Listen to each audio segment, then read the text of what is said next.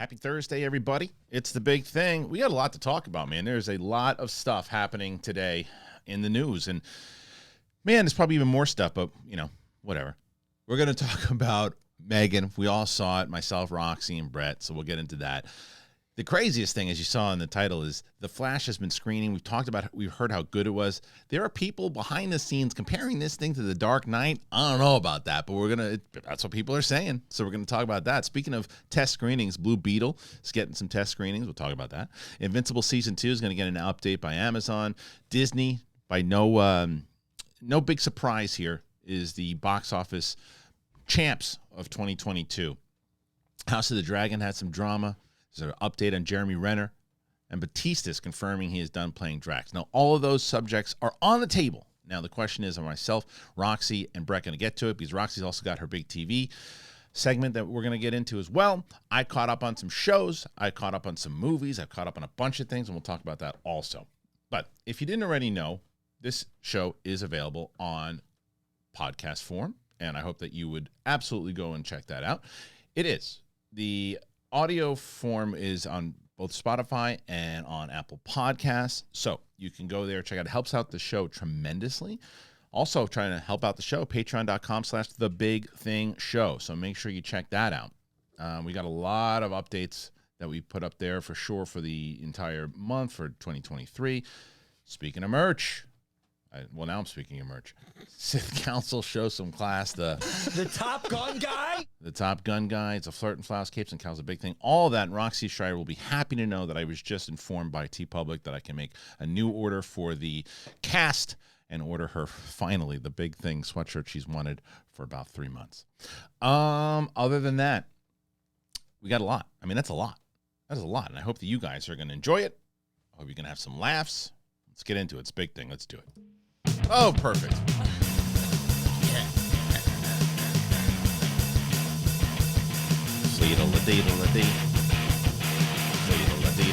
The big sitting council. Well, no one's going to know because I'm editing now, remember? So you just blew it. Thanks, Brett. Unbelievable. Nice to see everybody. Roxy Schreier is here. Brett Sharadun is here. Oh. And we're here. All three of us. Kristian, yes. Did you fall in the beginning? No. Did you? No. I know you did your hair. It looks good. It was pouring rain, and I couldn't get in the gate. I think it looks good. Well, It's the moisture expanded the wood on it, right? Is it because it was open? yeah, but it was. I couldn't push it open, and then I said to Kristian, That was my favorite. Go ahead. Tell them what you said. what did I say? Oh, well, I go like that. Brett, I said, she texted me. She's like, I'm here. So is the gate open? She said, no. I said, well, I'll come to get you. And then she walks right by me. She comes over, and I go, I thought you said the gate wasn't open. She's like, it wasn't. I had to push it. I said, well, it was open. You just had to push it. I had really pretty hair today, Yes. and this happened to me on New Year's Eve too. I had really pretty hair, and then I got stuck in torrential downpour. I left my friends, my family. Mm-hmm. I left 3,000 miles away to move to warm weather for this. I love it. Oh. I love it. How do you? Speaking of, Do you love the rain? yeah, speaking of moody, rainy things, I'm watching. I told him the other day. I told you Wednesday. I'm watching Wednesday. Oh, yeah. It's good. So good. It's really good. My Your daughter loves she loves it. Yeah, She loves it. It was so cute when I was here, and she was like just wanting to talk about it. I remember that feeling as a kid of like seeing something that you feel like is speaking to you as a kid. It's her favorite thing. She loves it, and she wants to. And she's been watching it with us. She's seen it already. I don't know how many times she's seen it, but now she's watching. We're at the finale. We're finally at the finale, so it's really, really good. I mean, it's predictable as hell, but it's really good. Who cares? Yeah, who cares? It's so good. It's not about that. It's about, and it's easily Tim Burton's best work. In a long time. In a long time. Not ever. But in a long time. Right. Ever? No, but in a long time. It feels like he's having a lot of fun doing it. Definitely. I know he didn't direct all the episodes, but Better than Alice in Wonderland? yeah, Brett, a little better than Alice in Wonderland, just a little bit. And then the other thing that you had recommended for sure, and Ellis had been recommending, was The Bear, which is absolutely just an amazing show. I finished it last night. It's so good. It's really, really good. Now I fell. You did. Now I fell. You didn't do that during the thing. No, but it happens did. quite often because Brett hasn't fixed the table. Wait, what's wrong with the table? It's too short. We need a new one. It needs to be an inch longer. Yes. This way. So don't do this. Wouldn't that be a ridiculous thing? Yeah. Like, Right, what's how going on dare with this you. table? It's Brett's fault. Why don't you scoot up? Everything's Brett's fault. Can't scoot up. I'm banging my balls into this thing. Oh yeah, it's the bar. What's on your side? He's got a bar. You have a Yeah. okay. Yeah. all Speaking of, by the way, something hilarious this morning was my daughter, the youngest, the 5-year-old, is just. I showed Brett this video. Oh God. I gotta show it to you, but like, she wanted one more candy for the other day, and I'd walk out to throw the trash out, and I hear my wife going, "No, don't do that. That's not how you ask." And my daughter has no idea what she's talking about. She's like, "No, you." She's like, "Don't do that with your hand. Don't do it with your hand." So I walk in, I go, "What are you doing?" I have this on video. She goes like this. She goes, "I want one more." One more.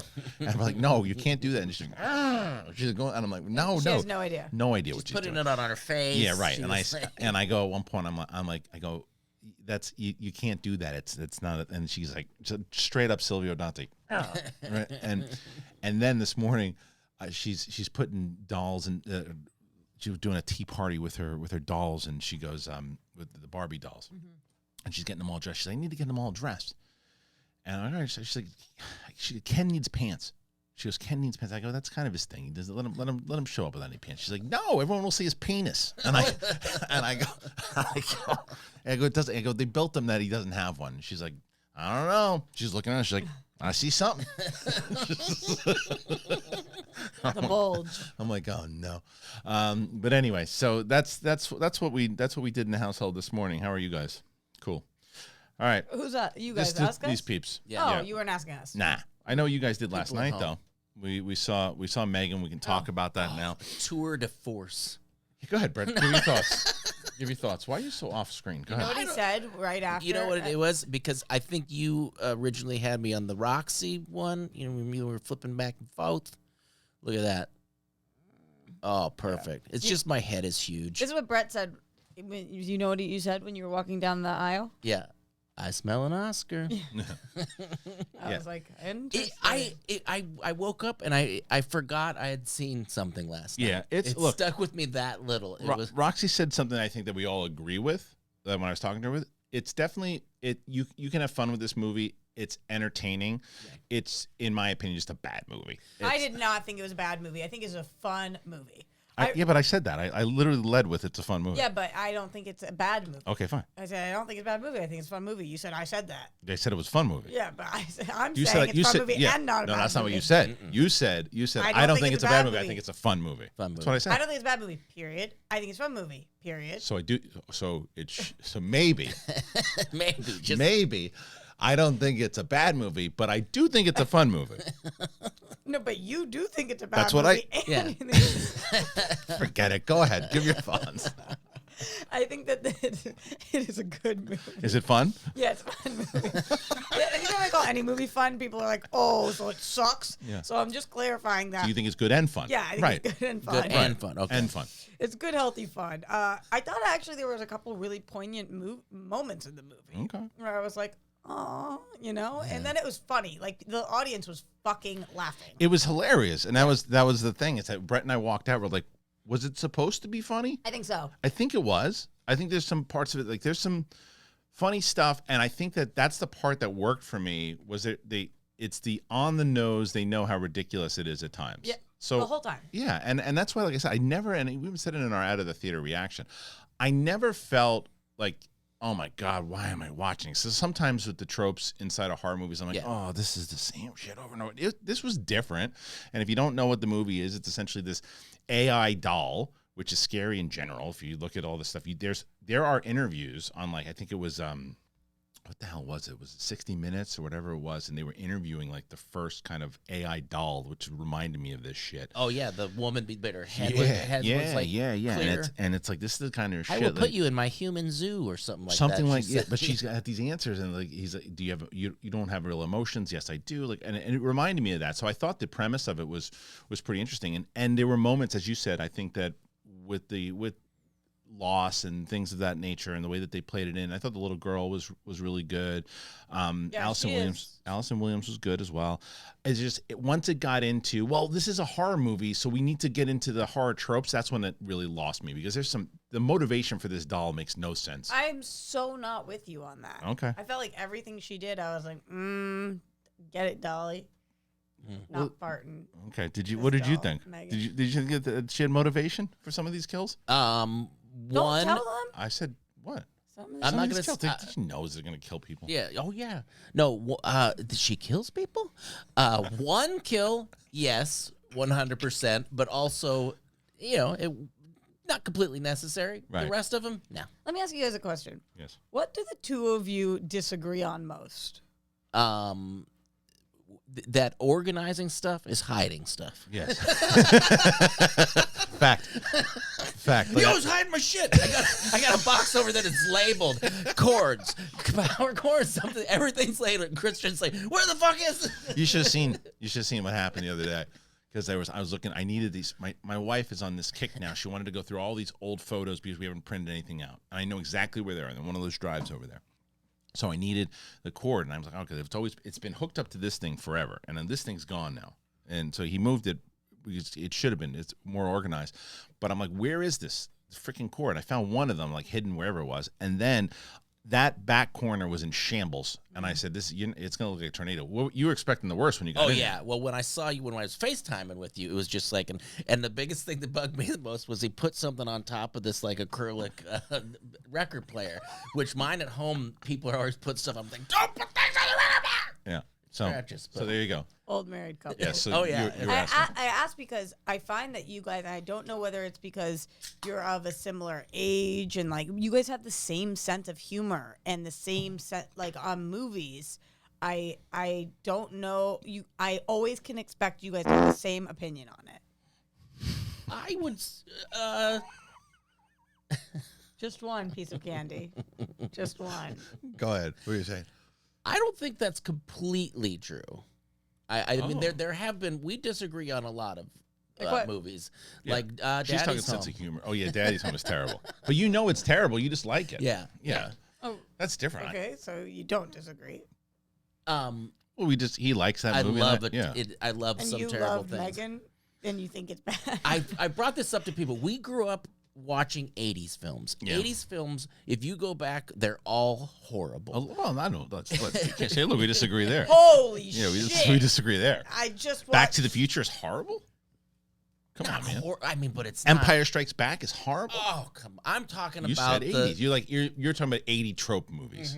Yeah, 80s trope movies. I can understand. Like Revenge of the Nerds and things. Like, Yeah, we were yeah, very forgiving of just dumb shit.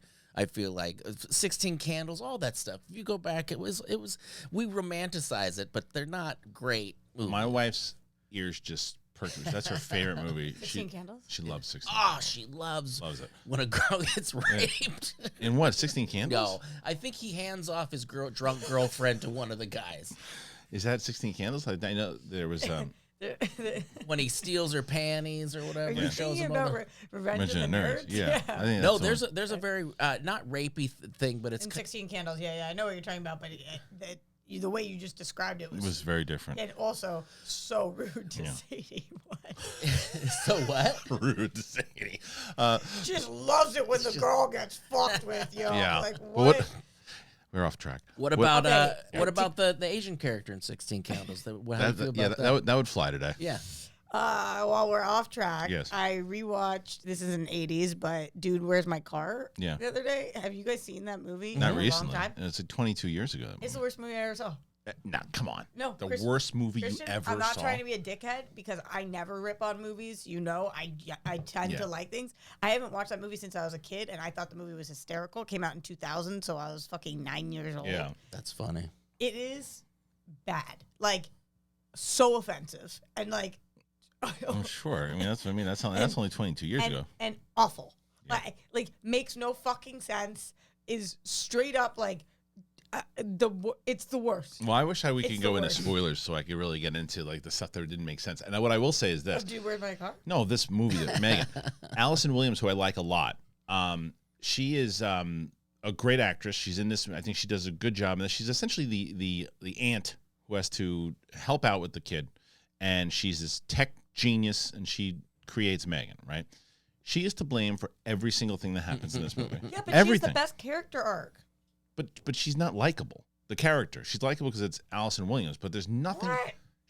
She is an awful human being. What are you talking I can't about? spoil the whole thing right now. But she's the She's character. so not awful. Oh my God. Just like I can't spoil it. I can't spoil it. We'll have to. Can we Do you think she's a good person? No. Wait, I don't think. Kidding? No. What movie did you watch? I'm so curious for people who go and see this movie where you stand on this Of course, situation. she's a good here. person. She's struggling. No, the little girl is struggling. And she's struggling. You don't think that's a tough position? She was not struggling at all from what she was doing. She was more concerned about creating horror doll than she was. You mean her job? No, that's not her job. That wasn't her job. That wasn't her job. Her job was to... Anyway, I don't want to spoil stuff. Yeah, listen. So curious to what people are going to... So curious as what 80s movies people are going to tell me were wonderful and that I suck. Yeah, you blew it on that one. You blew it on that. Literally said an entire that was a dong take. Hey, listen. Go back. Even the ones you really think are great. The acting wasn't that great. Indiana Jones and the Last Crusade, terrible. Hey, look at the hell are you talking about? Look at Short Round. That's the second one, buddy. Yeah, that's what I meant. Look at the Goonies. Look at Goonies. Come on. Goonies is amazing. You kidding me? What are you saying? You don't like Goonies? No, I love these movies, but then every time I go back and I'm going to watch it again. They're not that great. Every movie. Every single movie. Wow. No. Steel Magnolias. Okay, I made a broad statement that I will regret. It was so weird. I was like, you guys agree on all these things, and Brett was like, what could I say right now that just the most controversial opinion on the history of the show. Yeah. On the history of the show. Listen. All right, Brett. All right, look, here's what we're going to do. We're going to move away from this. I wanted to get some hate on the internet for once. All right, before we move into the news, what I would like to say also, Ben Renner. So if you guys didn't know about Ben Renner was, I'm sure you're familiar with the name if you've been watching either my show, Roxy's show, John Campea's show. Like, Ben Renner was a very, very, very supportive fan for years and years, and he was a sweetheart of a human being. I had the opportunity to speak with Ben on the one-on-one Patreon sessions a few different times, and I just loved my conversations with him. He was just such a pure, genuine human, and unfortunately, it was the other day, Frenchie, who was a MTS pundit, he reached out to me and let me know that Ben Renner had passed away last week, and it is terrible. I don't know the extent of it. I want to give, let his family be the ones who give out that information or whatnot, but we just know that we lost a really, really great person with Ben Renner. I loved talking to this guy, man. He was just a passionate, positive force, and I'm gonna miss him because I was really starting to get to know him. I always knew his name, but I had started to have these one-on-one conversations with him, and we miss him, man. This is a really, really good person and a big loss in this community in general. So if you didn't know Ben Renner, and I know that I retweeted it. Kate Mulligan put something out there. I think the family's doing a few donations to help out with the family. So if you want to check that out, go to either mine or Kate's. But Roxy, you had an opportunity to talk with him a few different times too. Yes. Yeah, I think Ben's it was such a great dude, and it was actually interesting because on the morning that I found out that he passed, immediately I was you and I were texting all day about it. But I went back and looked at all of the different super chats he had sent in to me to see, I was thinking about him.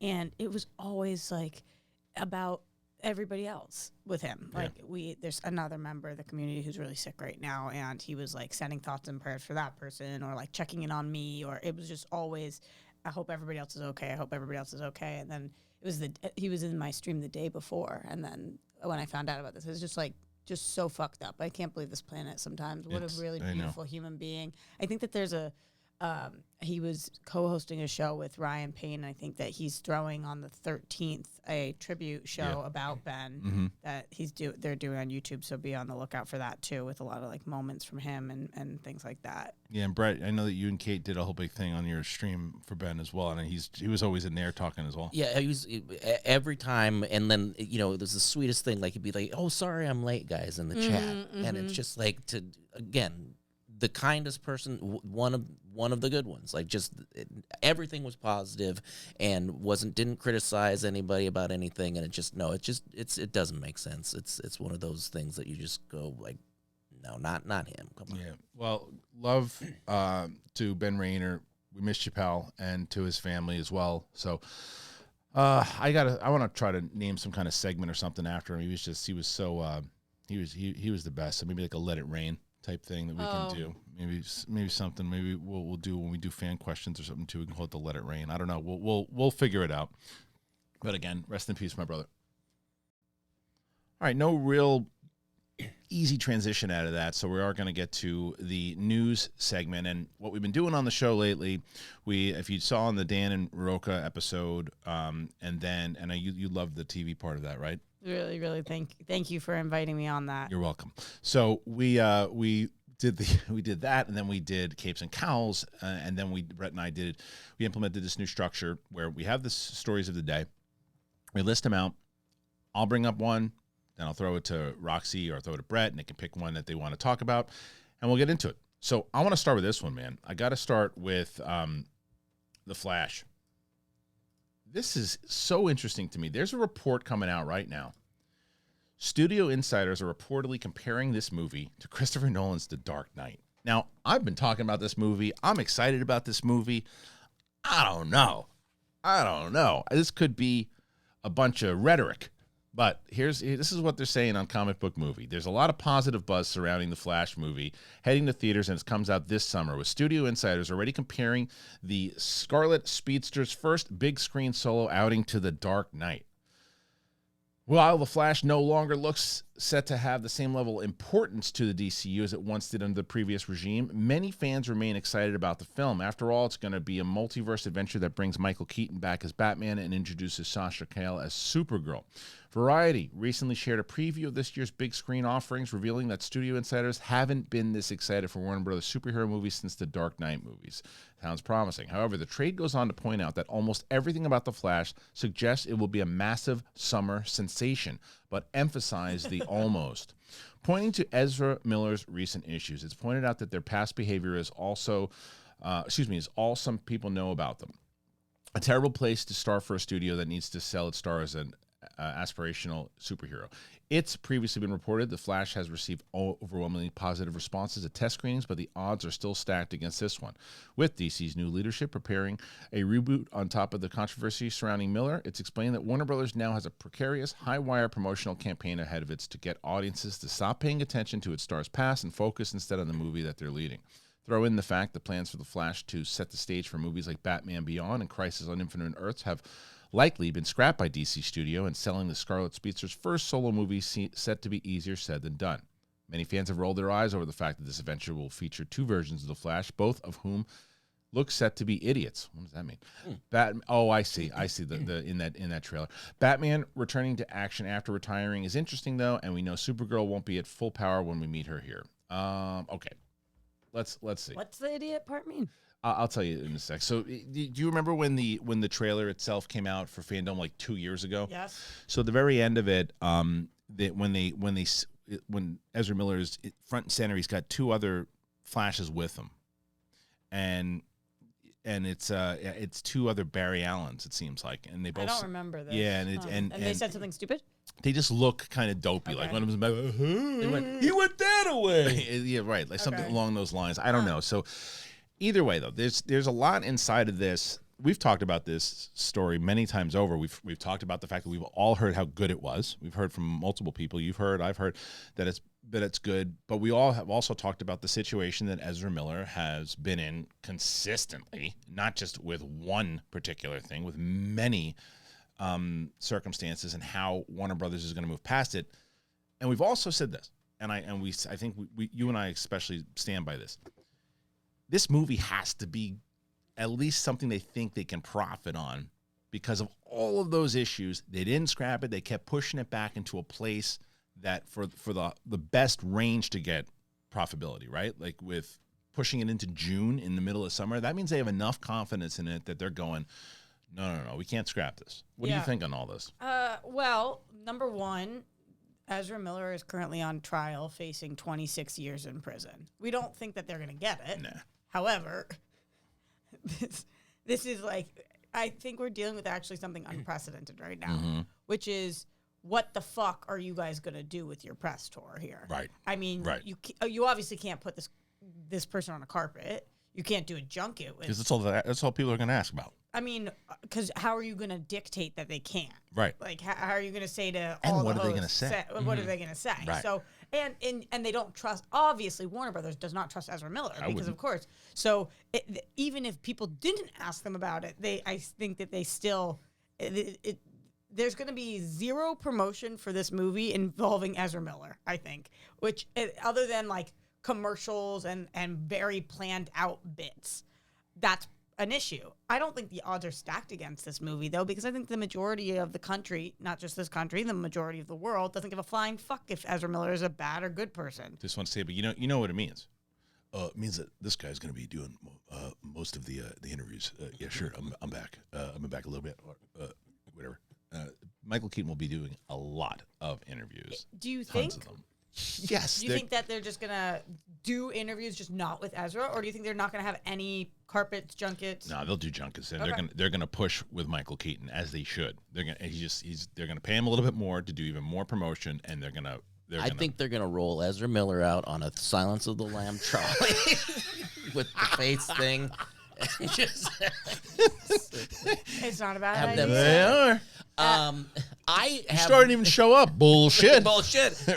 Got him in the Silence of the Lamb thing. He's got the mask on and everything. Don't worry about it. He won't talk. He won't bite your ear off. Or they. It's not. I did Honestly, it. Sorry, I apologize. I apologize for that. I won't joke about that. But the Silence of the Lamb thing, that I will stick to. the thing, I wish that Warner Brothers actually could have some fun with this. I wish that they could actually lean into some kind of joke because they Have them behind bars. The fact that Warner Brothers to this That'd be day, like hilarious. Warner Brothers still isn't talking about this. No. Warner Brothers still has not come out. They and will been once like, it's over. oh, for sure. But Yeah. until then, I wish that somebody would come out and be like, remember, okay, y'all saw Ezra choke a girl and bring her to the ground, and then you saw Ezra get arrested twice in Hawaii and once fling a chair at somebody, gash their head open, and also break into a couple's home and say that they were going to murder that couple, and then in Vermont break into a person's house and steal from that person, and then there's 2 cases of grooming right now where Ezra apparently was giving drugs to 12-year-old kids, allegedly. Y'all saw all that? Well, The movie's real good. No, I don't doubt that this movie slaps. Yeah, I don't obviously. doubt it. Yeah. There's no way that they would. I mean, if this was at all bad, they would have scrapped They it. would have scrapped it. I mean, even, and take the loss. So I believe the Dark Knight quality. I don't know. That's why I'm the tough. excited. That's the tough one though. Now the report is a little different though too. Or what are we saying here? Are we saying that it's as good as the Dark Knight? Yeah, because Or- tonally it's got to be different. but Yeah. for sure, absolutely. But the other question is, inside of this report, they also say that there's not as much. It feels like the same type of hype inside of the excitement for it to release as it was for Dark Knight. Those okay. are 2 significantly different things, as opposed to quality wise on how good it is, because the Dark Knight was also really also up for Oscars and stuff too. Like I don't know if the Flash is going to be up for Oscars, so who knows? But I can't imagine it, especially from those 2 goofy flashes inside of it. I can't imagine that's going to happen. But I don't know. I don't know the context of it all. How are we going to talk about the movie? I know. Like, is there just going to be an asterisk every conversation you have about it? Because I feel bad at this point being like picking and choosing which artists I support anymore. Right. It's difficult. Like, I know there's the whole separate the art from the artist argument and whatnot, but like some people, you know, if Kanye West was starring in a movie right now, under zero circumstances I'm seeing the movie. I don't care if it's a Flash movie, whatever it is. But Ezra's starring in a movie and I'm like fucking stoked for it. I know it's tough, and that's all the stuff that we've talked about at length, right? And then there's this other thing that's also connected to it that I think is going to play for a lot, not a lot of the casual people, but I think for a lot of the hardcore fan base, they're now not as excited anymore because they know that this doesn't tie into the overall DCU plans. And it's very similar to me when it comes to like the Star Wars novels, right? I used to read like the Star Wars novels all the time, the new ones. And they're supposed to be part of canon. They're supposed to like, that's a big announcement. Like 2012 was like everything from video games and all this stuff is part of canon. But then if it didn't fit the narrative of the story, like Pablo Hidalgo was like, well, if it's in the movies and it's switched up, or what I can't remember the quote was, it's canon if it's in the movies, even if it's different in the books. And it was this whole ridiculous thing. And then there was stuff that they didn't pay attention to. And then I heard from some other rumblings that Dave Filoni doesn't really, he pays more attention to TV than he does the books. And the books and the games are like, yeah, we can change things up. And like, perfect example, comic books. I don't think that K2SO, and I know you have a strong opinion on this. Yes. K2SO and Andor, they'll meet differently than they did in the comic books. But I bring all that up because it's like I stopped getting attached to that stuff because I'm like, oh, it doesn't really mean anything. So did you stop caring about it, or you stopped being attached? I think I mean probably a little bit of both. It's like I know it's probably a little of both. Where I'm like I read the. And I'm not saying everybody has to do this. I read the novels for a different reason. Some people just I just want to read a good story, which is totally fine and their prerogative to do so. I started to really get into it because I was like, oh, this is cool. We could see this type of character pop up. And certain things have happened like that before. Like even Timothy Oliphant's character in Mandalorian was pulled from the books. And it happens, but it just doesn't happen as often as they kind of alluded to in 2012. And I think that's the same type of argument that can be made for the DCU fans who are like, well, yeah, you're doing this whole thing and maybe it's just a good standalone adventure the way like Joker is and the way that the Batman will be. And if it's that's why I'm going into it. I'm going into it going, this is just a standalone movie. It's not going to play into James Gunn and Safran's vision, and that's what it is. But maybe it wraps it out because it might be a little different than what we're thinking. Because first of all the Snyder people want the Snyder characters, and for better or worse, Ezra is a Snyder creation. Yes. So maybe this gives some closure for those fans. Yeah, maybe. Maybe I still think that there's just some of those fans. Maybe other ones are just they're still going to be on the the battlefield no matter what. Yeah, of course. So yeah. I bet this movie I think this is going to be a top movie of the year, if not the best movie of the year. The way that it look out, Megan. It's Michael Keaton returning as Batman. Yeah. 1989. Yeah. Terrible movie, huh? Well, come on. So, but Michael Keaton returning as Batman is a major sell. Yeah. It's a major sell for a different audience. I mean, for a lot of for a different audience. Right. It brings Old in people. brings in. Yeah, Is that right, what no, you're it's saying? true. But it also and Tim Burton fans and things too. Including myself in the old person category. Yeah, right. It's a different like the youths. They don't give a fuck that Michael Keaton is in this. They don't. If you're an 18-year-old who's getting into college, Ben Affleck was your Batman, right? Yeah. Who won't show up. Apparently, they cut his scene out and they cut out Cavill's scene and they cut out because I think they didn't want to be. It's such an interesting thing. We're supposed to get that DC slate soon. Not slate, but some announcements this month. We'll see. All right, we're gonna move on now. Roxy, you're on the clock now. You get to choose. What do you? I want to talk about Jeremy Renner. Oh, let's do it. I want to talk about Jeremy Renner because at least we got a little bit of a positive update here. So, for those of you guys who do not know, Jeremy Renner was in a snowplow accident. He was plowing snow in a snowplow mobile, and another car next to him got stuck. And he got out of his snowplow to help the other car, and his plow ended up running him over. Right. And he ended up having multiple surgeries. He was in critical condition, but he actually posted to his Instagram, and he posted a picture of himself, and he let his fans know that it was painful to type, so he couldn't say much, but that he was okay. And I think that this was some much needed news. We've had at the top of the year, we've had some very awful accidents take place with big celebrities. I'm talking about the NFL right now and with Jeremy Renner here. And I think that just seeing his face meant a lot to a lot of people. I don't know if you took a look at the Instagram comments too. It was like the A-list of all A-list, every single person. Love you, brother.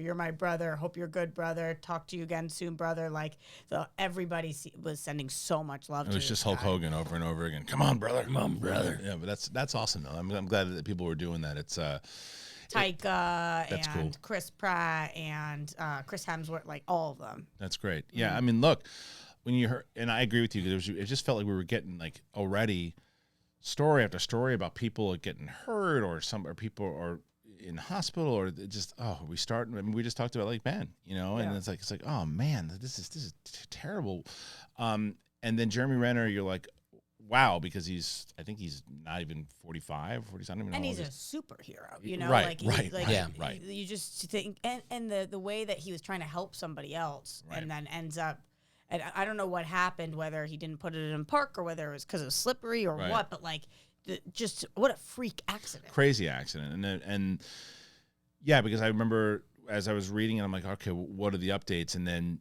the fact that he had the wherewithal to be able to post that picture after the surgery. And I think that from the report also was that he, and I don't know how true it is, you probably more read up on this than I, but when I read up on it, that the person that was on the scene to help him out was a doctor who happens to be a neighbor.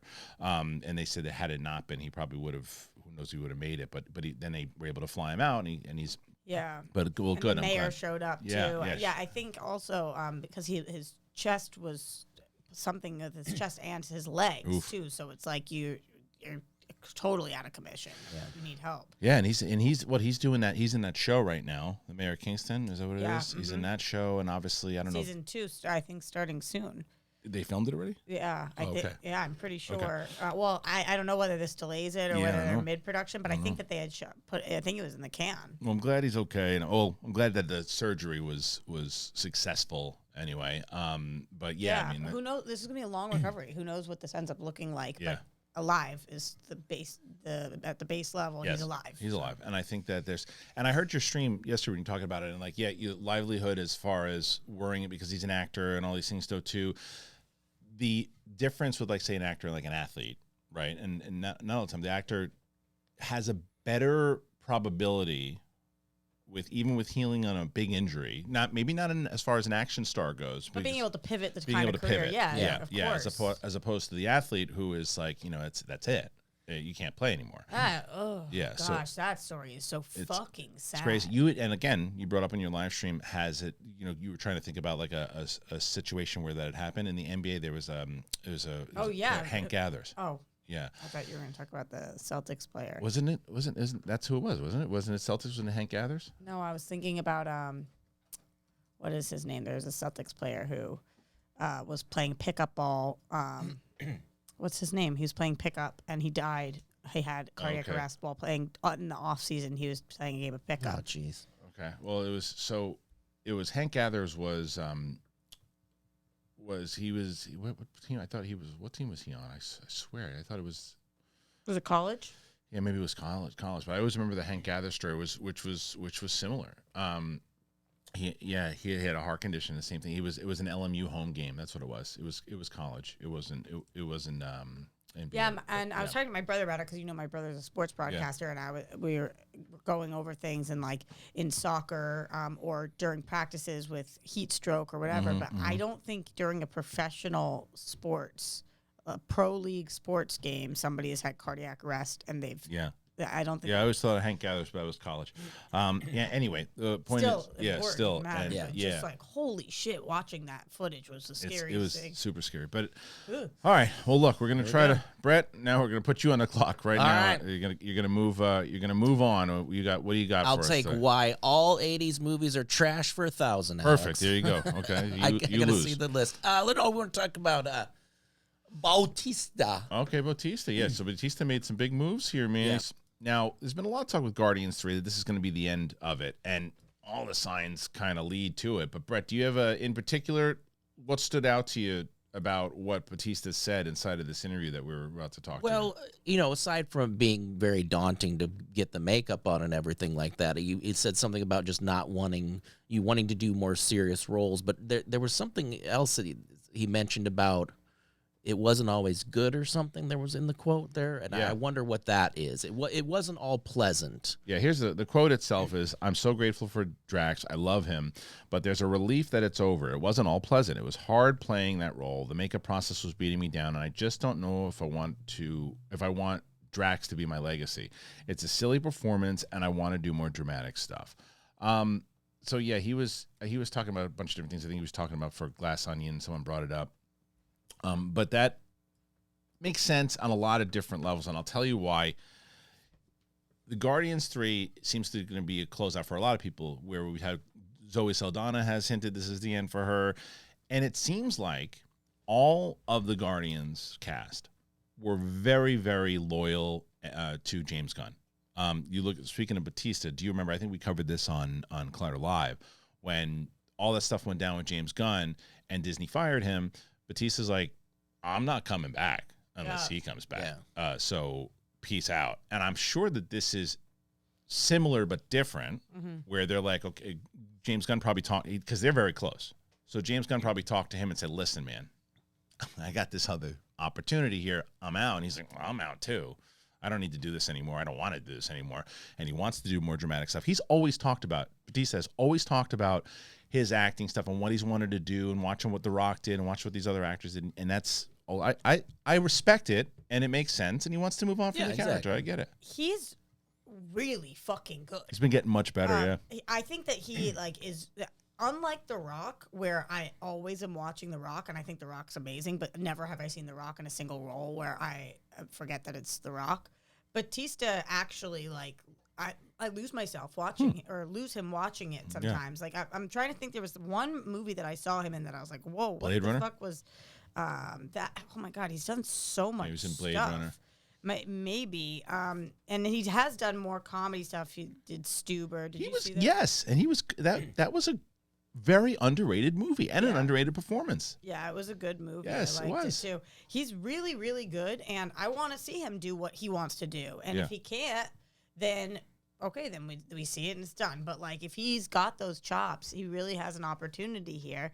It sucks that he said that Drax wasn't all good all the time, because I just think he's such a fucking funny character. It's hilarious, Yeah. and there's nothing like I'm doing serious stuff is one thing, but in the acting community, we always say being serious is easy, being comedic is hard. But anyway, yeah, I think I'm sad to see that character because I adore that character or whatever. Yeah. But I mean, yeah, I respect that he wants to leave because it's not his bag anymore. What's funny about it, I think that character shined the most for me in the holiday special. Yeah. No, I was just thinking about that. Yeah, 'cause they really gave him the room. He was fantastic because I thought he was really good in Guardians 2, but I thought that he was just leaned upon to be a joke machine. Yeah. Where the jokes that he hit, not his performance. But you had issues with that movie. You haven't heard my take on it recently because I watched it again with Vivian. I like it significantly more than I did. Oh, that's good. I still think that it's still at times they lean on the jokes too much but there's much more of an emotional core in that movie than I gave it credit for initially. Isn't it great that as humans we're allowed to change our minds I know. based on our life experience and based on where our current state is or whatever? You're allowed to feel differently about art. It's also shocked. But it's also a comparison to where because someone wrote on. I was talking about how the MCU has been a little too jokey for me. And like, I have issue when you say that because where's it been jokey besides Thor: Love and Thunder and what's the other one? She-Hulk? Yeah, well, She-Hulk was he didn't use that as an example, but I can't remember which other one. Ant-Man and the Wasp. But there's a lot like we just talked. Guardians of the We were Galaxy. talking about Ant-Man and the Wasp. That one leaned way too much on jokes, and it wasn't just Phase 4. Maybe that's what was the guy's point was inside of Phase 4, the ones She-Hulk. With the last even I thought even Doctor Strange there was some darker stuff in it, but a lot of times like this the Sam Raimi bit of Bruce Campbell punching himself in the face 1,000 times, like that kind of stuff, like it just sucks me out of it. But Guardians 2 had a lot of that, but I think because you compare it to something like She-Hulk and something like Thor: Love and Thunder, and it's like it's not even, you can't even compare it at all. There's jokey stuff going on inside of it, and I think I don't know, maybe this Drax didn't bother me as much in the rewatch, and I thought he was great in the first one. I just thought he had more to do in the first movie because he had more of an arc of where he had this kind of revenge, and I thought he's great in Infinity War when he's going after Thanos, and he still has that motivation because Thanos killed his family. But I about as understand. an actor or the character. The character, yeah. And his jokes came out of no. You can see a lot of jokes coming. Just his delivery of like talking to who's the Mant? What's her Mantis, name? yeah, Mantis, Mantis. and saying like, she's like, you think I'm ugly? He's like, you're hideous. Yeah, You know, his like, delivery is just like, fantastic. it's, like, Yeah, he was great. He was wonderful. he was in Riddick. Oh yeah, What is the movie I'm thinking of? I'm picturing My him- Spy. Yeah. I'm picturing him at a kitchen table in like a Western theme, or like a crotchety old guy in a kitchen. I'm not sure, but that goes me know to in the but chat that if goes you to your know. point though, to where it's just you can get lost in it. Just Yeah, the yeah, ideas of yeah. what was the movie, What right? is it? Yeah. Yeah. So I mean, I'm glad that he's gonna be doing more stuff. I think that he's he's also, it's funny, he started his acting career because of his wrestling career was his thing. He started his acting career late. I mean, he's got to be in his 50s. Yeah. He's got to be. Who are the Rock, him, Hulk Hogan. Sasha? Because now, acting, you mean? yeah. Hulk Hogan, which not one of the best. Suburban Commando man. Jesse Ventura, underrated. Roddy Piper.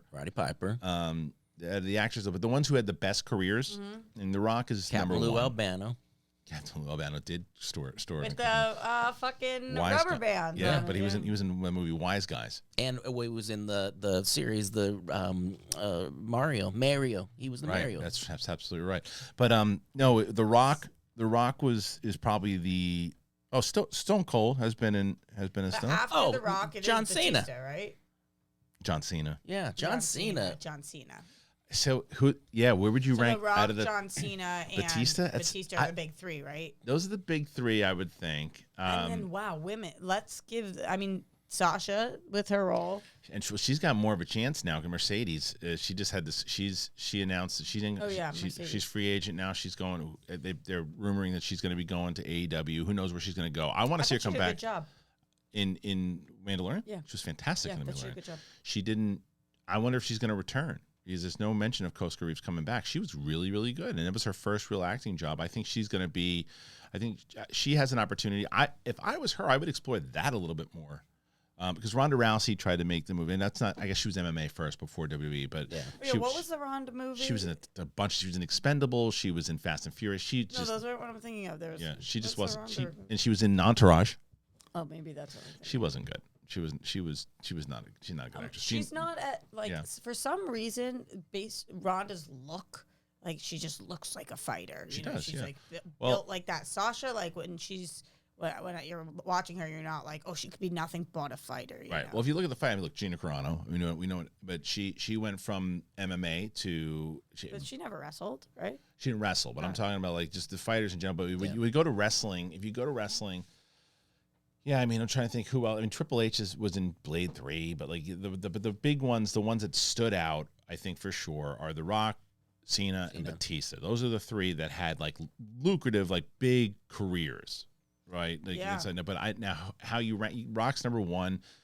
Hard to say with Batista and Cena, right? Because I think Cena's more famous. Yeah, if that's the question. Yes, but I think, but that's also because of their wrestling careers as well. Cena was like the new Hulk Hogan during that era, so that's a tougher one. But in movies, headlines a show. He does. I'm curious though, who the better actor I think is Batista. Of the three of them, or of the two? No, out of the two of them. Do you think The Rock's the best actor? Out of the three of them. Yeah, I think Rock's the best actor out of the three of them. I think that when you look at something like Faster, and you look at something like Walking Tall, and I wish he would do more stuff like that. I think The Rock is. Then I put Batista, and then I put Cena, and I would have put the two of them so far ahead of Cena. But after seeing what Cena does in Peacemaker, Cena has a lot of dramatic roles in that, dramatic moments in that series. Yeah, it's very endearing. Good. Like it's being that shitty character, but like the sad parts of that really hit you. Yes. You know, the when he's listening to his music and jamming out. Yeah. Did you guys see Trainwreck? Yes, he was very, very funny. Really funny. He was good. And I actually think that, and this is no shade on The Rock. I think The Rock is the biggest movie star of them. But I do think in terms of like acting chops and range, I think both Batista and Cena over The Rock. Yeah. Interesting. Okay. Yeah. Fair enough. And maybe not. We'll say what The Rock has that they don't is longevity. Right. He's had more. He's had more things, and it's just like he's got to get. They love you when they love you. They don't when they don't. Right now, he's got to get. He's got a lot of. He's got some cleaning up to do after Black Adam. You know, like and he'll be fine. He's got that kind of. Yeah. Well, I mean, it's hard to say it wasn't his fault because as an actor. No, in the performance. No, that's what I'm saying. No. I'm just talking about him as an actor. Sure. I just think that, but still, and it's also a matter of with the goodwill with the fans, and everything. I think, and Rock's gonna be fine. Plus he's in something every other Wednesday, so we'll see.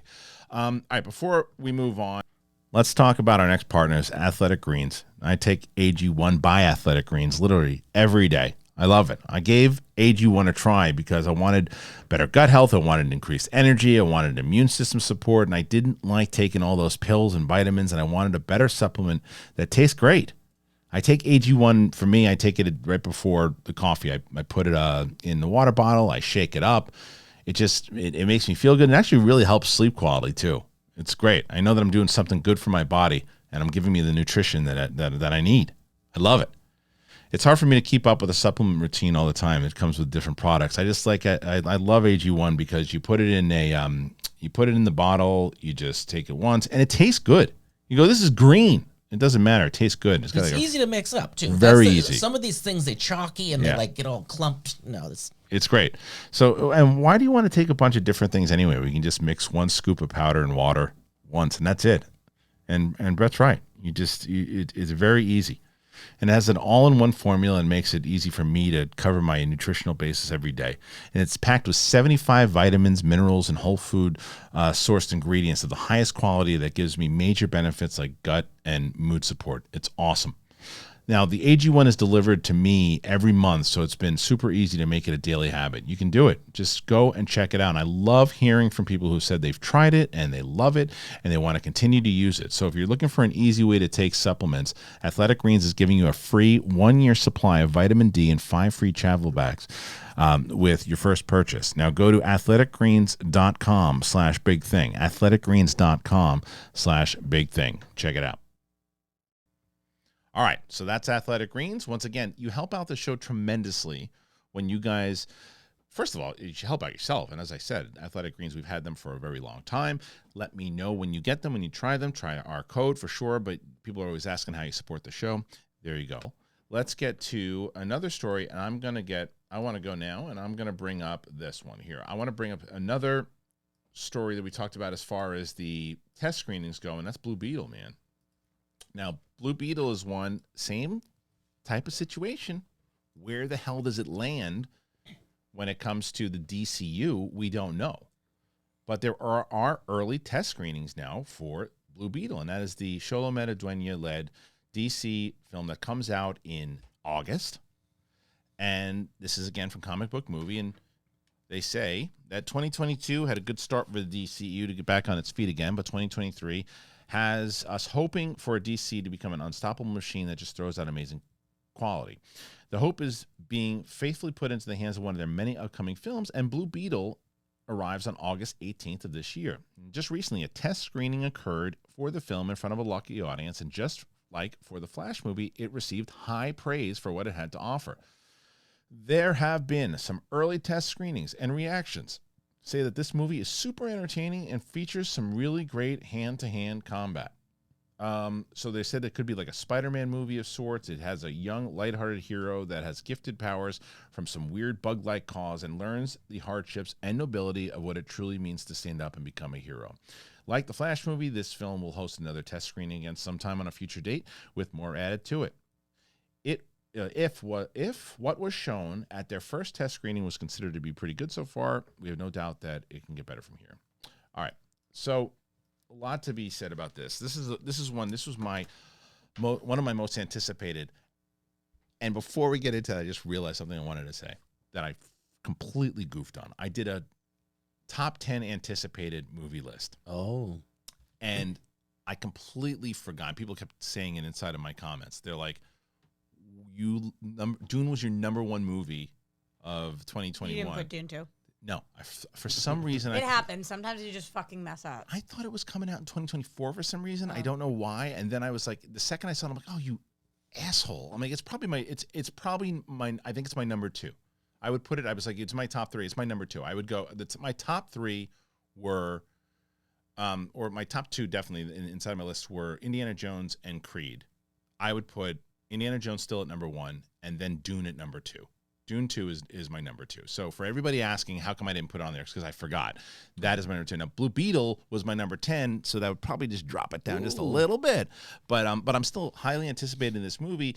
And as I said in my list, and I'll say it here, like it is absolutely the bias because Cholo has become a friend of the show, and he's a sweetheart of a kid. Like you got a chance to meet him. He's just the nicest kid, and I root for him. I want this for him. I really do, because this is like, as you root for the good guys and in life, and he's a good guy, and he's just I met him when he was 17 years old, had his head on his shoulders then, still, after all the success that he's got, he's still just a normal kid, and I root for him. And I root for this story because of the way that he described it, the way that he talked about it. I mean, so I'm happy that these test screenings are going well. Blue Beetle's an interesting character. Yeah. So this is... You know a lot about it? I know a decent amount luckily, because of DC Movie News and how much Mike Kalinowski for years was, and Adam Gertler as well, talking about they wanted a Blue Beetle movie or Booster Gold movie. Yeah. Johnny LaQuasto even, that was like his go-to. He wanted a Blue Beetle movie. And I know a lot of people were scared this was going to get the axe when Batgirl got the axe because it was kind of like under a similar, they were both supposed to be released on streaming, and then not only did this not get the axe, it got moved to theaters, which gave people a lot of confidence in it. And I don't know him like you know him, but I think he's a really talented actor, and you say he's a good guy, so I think people are rooting for him, and it's not your typical what we see in superheroes all the time, which like I think is different. Yeah, I'm really excited for this. What do you think, Brett? Well, I always love something I don't have anything to base off of, you know. So, and I think I'll enjoy it. And I'm again with you. I'm rooting. I met him, you know, sat here and watched the interview.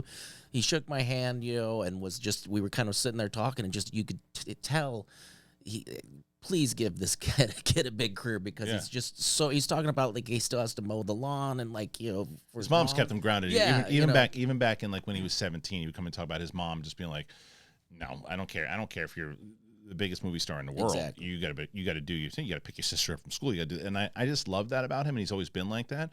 But this makes me happy that these test screenings are going on and people are responding to it, and it doesn't surprise me that the action scenes. Because why wouldn't you look at all the training? If you looked at Xolo and said, look at what he's been doing at Cobra Kai for the last couple of years, like, let's use that. So he's probably going to take that over there with him.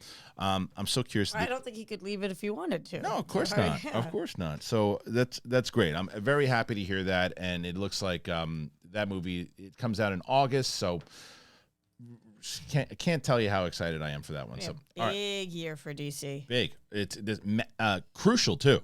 Crucial. So, all right, Rox, you're on the clock here. Out of these stories, what sounds interesting to you that we left here?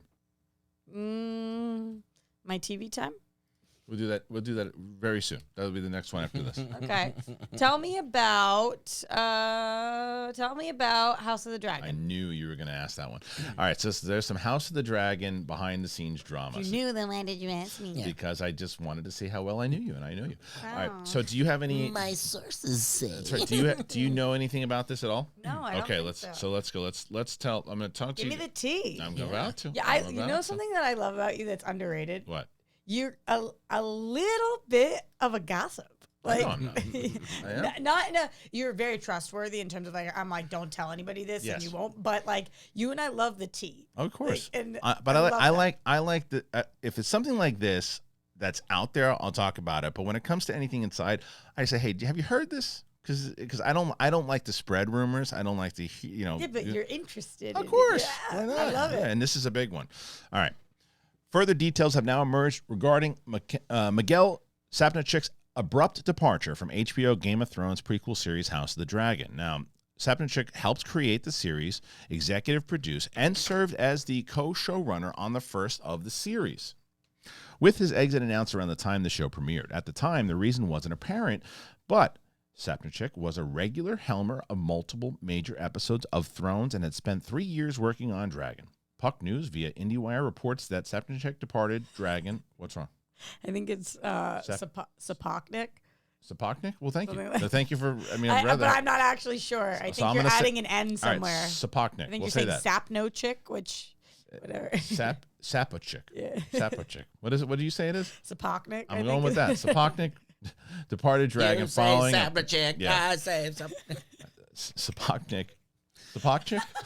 Miguel departed Dragon following a protracted standoff regarding his wife Alex Rabin and involvement. It's hard right now, and her involvement as a producer on the show. So it had to do with his wife.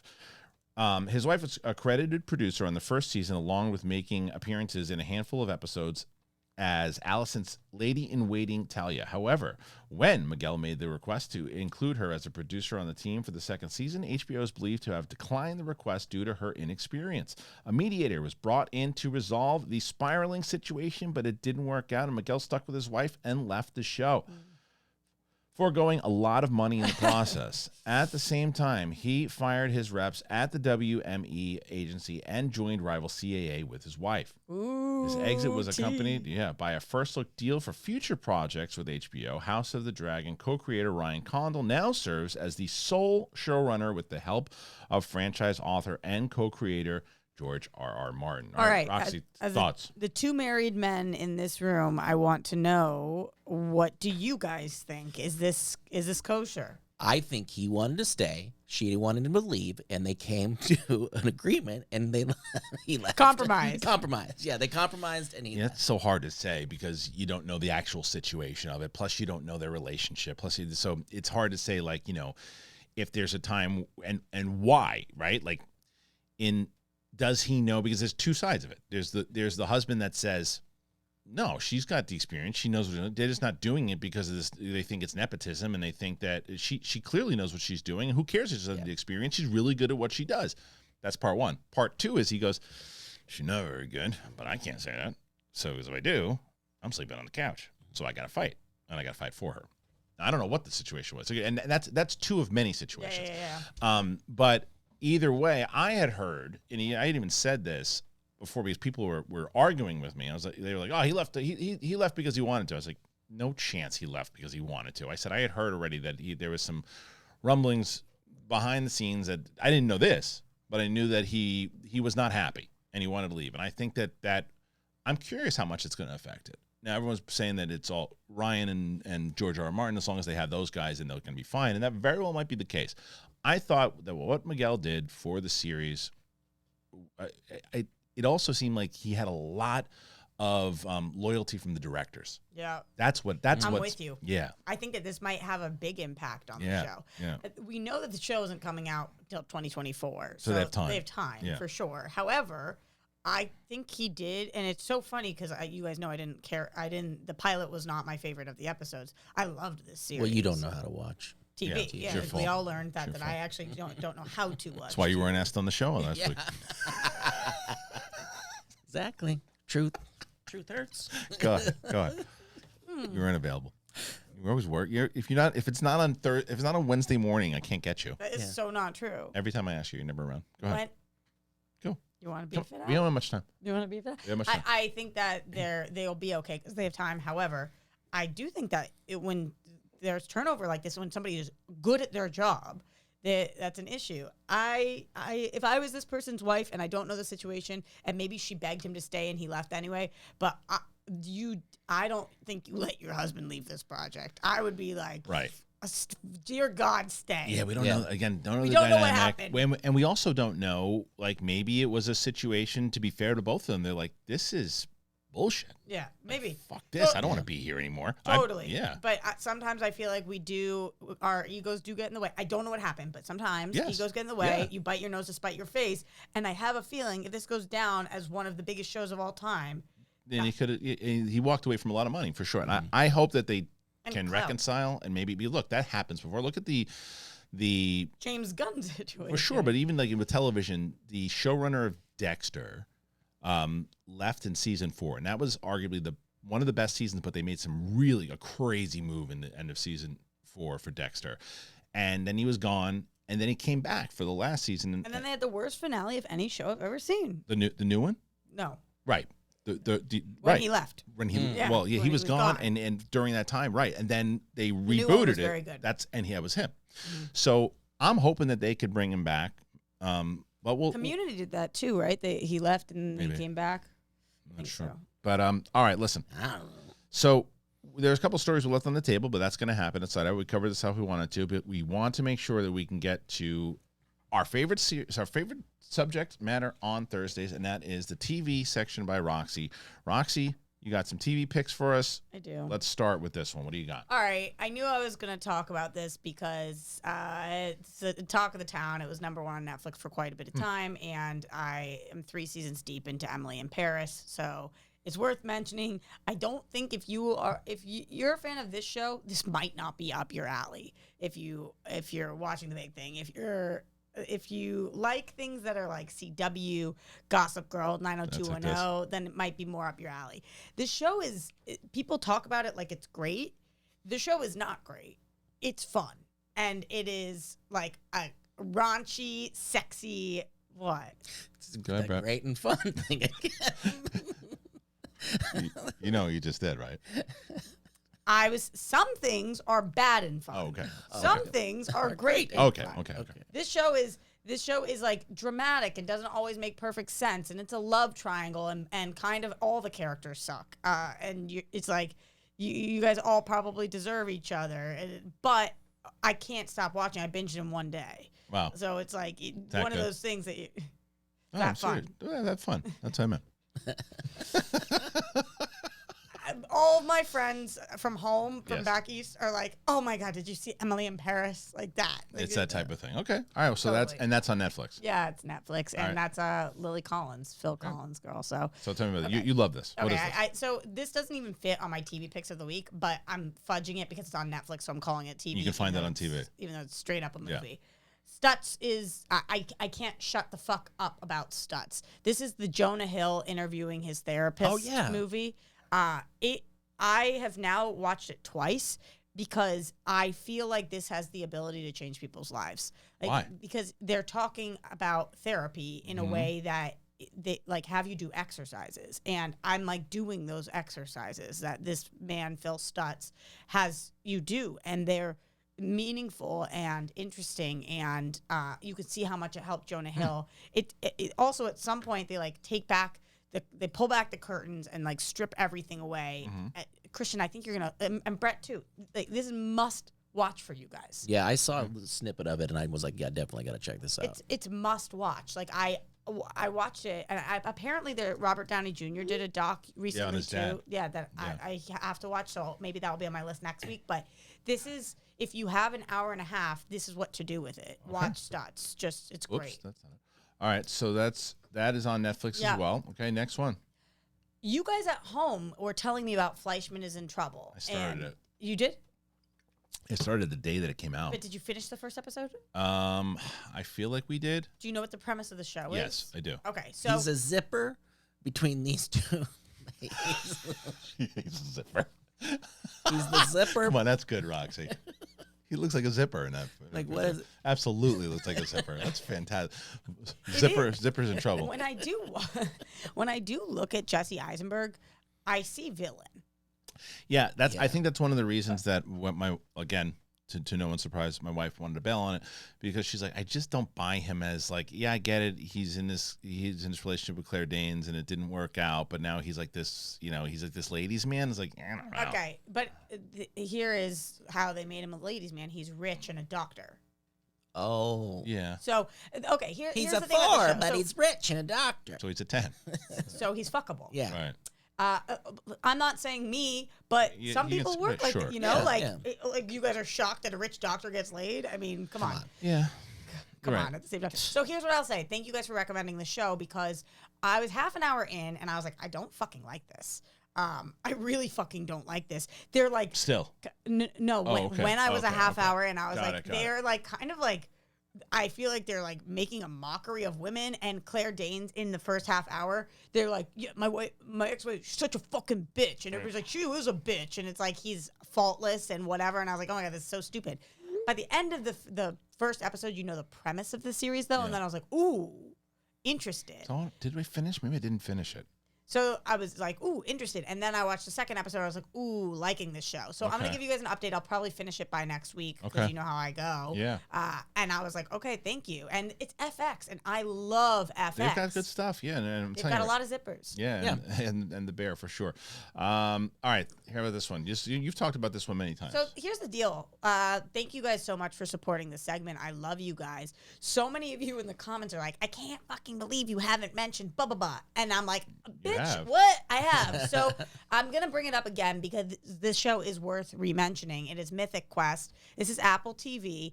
It is an excellent if you watch this show, you probably like that show. It's nerdy. It's funny. This season, they've really shifted, and because we're in a different office and we're under different parameters, and it's equally as funny.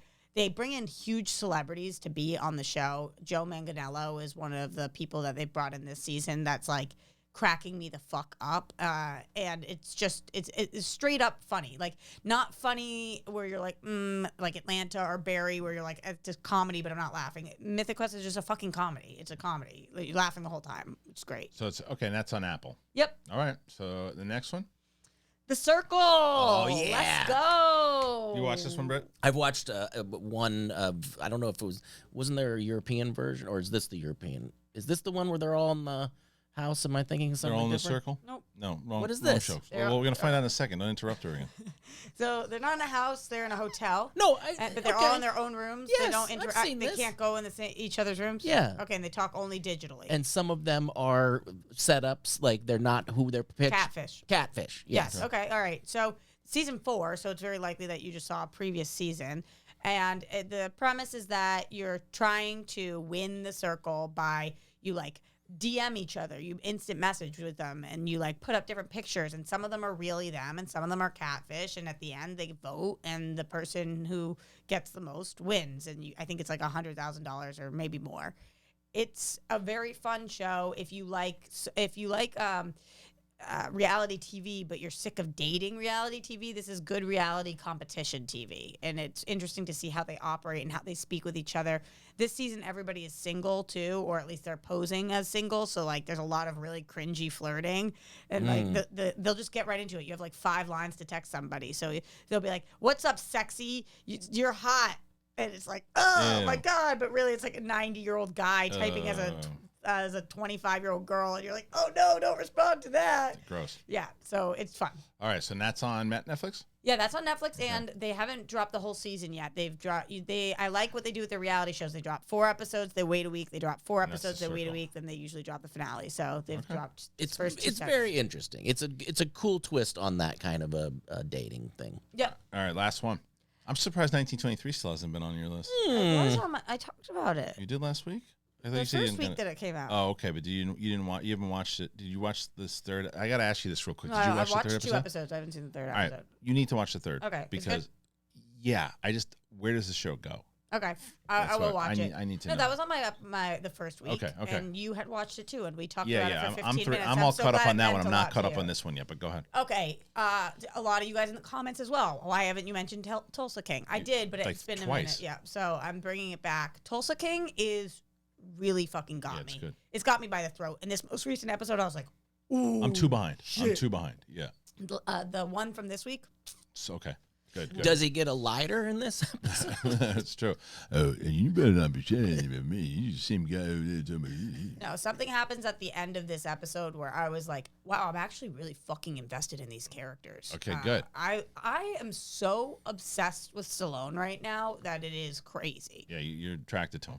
Attracted to him, yes, but more so than that, I just like, this guy is so inspirational. Yeah, he is for sure. Just as Still. a person. And like, the way that he is carrying this show, it's like, he could do this until he was 150. I'll tell you also, the other person who's a standout in this show that people aren't talking about is Garrett Hedlund, who's in this show. He's the bartender of the in that he partners up with, and I think Garrett Hedlund he's been around for a long time, Tron and his other things, but I think he really stands out in this show. I think his driver, Great too. so good. Yeah, the cast is great. And the agent, I think She's really good, great too. too. Yeah. Yeah, it's a really solid cast. And I like the premise, and I care about the characters. I think this is worth people's time, and people aren't really talking about it that much. It was up there on a few lists as top, Good. and it's doing very well. Not as good as 1923, but it's doing very well. So, all right, well, look, those are all the picks for Roxy TV, and this was a fun show. As we said, there's a lot to talk about, and we'll probably have more to talk about next week. So, for myself and Roxy Stryer and Brett Sheridan, thank you guys so much. And as I've also mentioned, if you haven't already done it, please head on over to Apple Podcasts, Spotify, anywhere podcasts are found. But leave a comment. Please be there. Help us out. It helps the show tremendously. Patreon.com/TheBigThingShow. Get yourself one of those shirts, whether it's Show Some Class, Sith Council, to our friends over at TeePublic. Thank you very much. They have great deals going on all the time. We're so happy to be back with TeePublic. All right, guys. We'll see you back tomorrow for Capes and Cows. For the crew, that's us. You're you. See you later.